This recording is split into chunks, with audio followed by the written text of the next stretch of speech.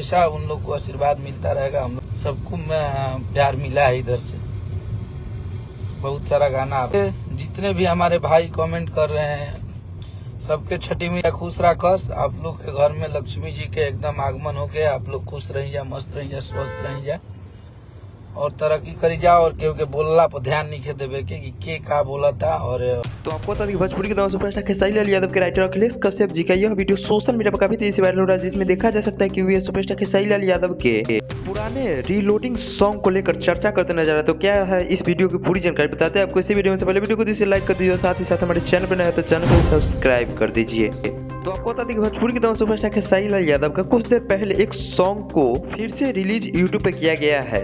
कांचे बासे की बहनिया जो रिलीज होते ही भोजपुरी इंडस्ट्री में धमाल मचा देते हैं। आपको बता दें कि इस सॉन्ग ने अब तक लगभग 6 लाख से ऊपर व्यूज प्राप्त कर लिए। भोजपुरी में कुछ ऐसे भी स्टार है जिनके नए सॉन्ग रिलीज होते हैं तो 4 लाख व्यूज नहीं आते, परंतु जब सुपरस्टार खेसारी लाल यादव का पुराने छठ सॉन्ग को फिर से रिलीज किया जाता है तो उस पे इतना सारा व्यूज प्राप्त होता है।